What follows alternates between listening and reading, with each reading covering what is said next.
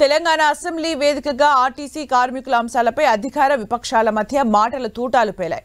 మహాలక్ష్మి పథకం వల్ల కార్మికులకు పనిభారం పెరిగిందని మాజీ మంత్రి హరీష్ రావు ఆరోపించగా, ఆనాడు కార్మికులను సంఘాలను పట్టించుకోని నేతలు ఇప్పుడు రాజకీయం చేస్తున్నారంటూ మండిపడ్డారు మంత్రి పొన్నం ప్రభాకర్.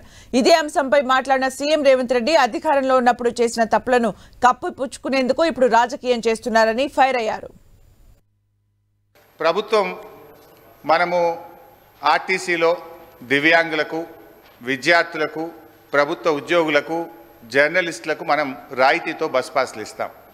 ఈ ప్రభుత్వం వచ్చిన 8 నెలల్లో ఆ రాయితీలకు చెందిన డబ్బు ₹1 ఇవ్వని మాట వాస్తవమా? ఆ డబ్బు ఎంత, ఎప్పటిలోకి ఇస్తారు, ఇవ్వకపోవడానికి గల కారణాలు ఏమిటి? దెన్ లాస్ట్ క్వశ్చన్ అధ్యక్ష, మనకు కార్మికులకు సంబంధించి మోటార్ ట్రాన్స్పోర్ట్ యాక్ట్ ఉంటుంది.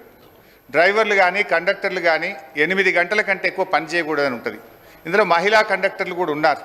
కానీ వాళ్ళని 16 గంటలు 18 గంటలు పని చేయించడం వల్ల పని ఒత్తిడికి లోనై దాదాపు కొన్ని వందల సంఖ్యలో కార్మికులు చనిపోతున్నమాట వాస్తవమా? మహాలక్ష్మి పథకం వచ్చిన తర్వాత ఓవర్లోడ్ కావడం ద్వారా పని గంటల భారం పెరిగి దానికి సరిపడా మీరు డ్రైవర్లను కండక్టర్లను నియామక చేయకపోవడం వల్ల ఒక్కొక్కరు 16 గంటలు 18 గంటలు పనిచేసి కార్మికులు ఇబ్బంది పడుతున్న విషయం ప్రభుత్వం దృష్టికి వచ్చిందా?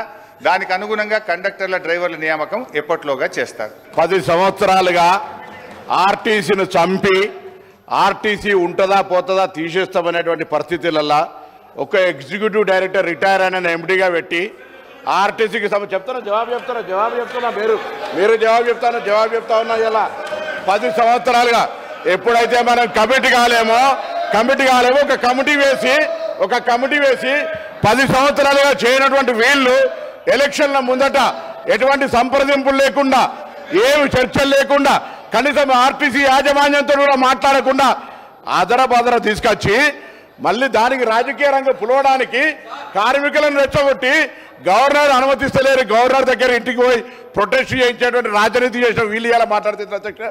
ఆర్టీసీ కార్మికులకు సంబంధించి గౌరవ సభ్యులు అడిగినట్టుగా ఆన్సర్ చెప్తున్నా, ఒప్పుకోండి. అదేవిధంగా ఈరోజు తప్పకుండా సార్, అసలు వీళ్ళు కార్మిక సంస్థలు రద్దు చేసి ఇవాళ యూనియన్లకు సంబంధించినటువంటి వీళ్ళు మాట్లాడుతూ ఉన్నారు. ఇలా పునరుద్ధరణ గురించి వాళ్ళకి ఏమక్కుంది? ఎవరు రద్దు చేసినారు, ఎందుకు రద్దు చేసినారో ముందు మీరు ఆ కార్మికులకు క్షమాపణ చెప్పి ముందు అడగండి ఒక్కసారి. ఎందుకంటే 10 సంవత్సరాలు వాళ్ళు చేసిన తప్పులు ఈ ప్రభుత్వం కూడా చేయాలని వాళ్ళ కోరిక ఉండొచ్చు. కానీ ఈ ప్రభుత్వం ఒక నిర్దిష్టమైన ప్రణాళికతోని కార్మికులను ఆదుకోవాలని, ఆ సంస్థను బ్రతికించాలని, ఈరోజు ఆ సంస్థను ఆర్థికంగా బలోపేతం చేయాలి అని ఈరోజు అహర్నిశలు కృషి చేస్తుంటే వారు పదే వారి గతంలో ఆ కార్మిక శాఖకు గౌరవాధ్యక్షుడిగా ఉన్నారు. ఆనాటి ముఖ్యమంత్రికి ఈయనను ఎట్లా తొలగించాలనో అర్థం కాక ఆ కార్మిక సంఘాన్ని రద్దు చేసిండు. ఎందుకంటే ఈయనను తొలగించాలంటే ఏం చేయాలనో తెలియక వాళ్ళ అంతర్గత సమస్యలు, వాళ్ళ ఇష్టం, వాళ్ళ కుటుంబ సమస్యలు వాళ్ళు ఏమైనా కొట్లాడుకొని, కానీ ఆ కార్మిక సంఘాలనే రద్దు చేసింది వాళ్ళ అధ్యక్ష.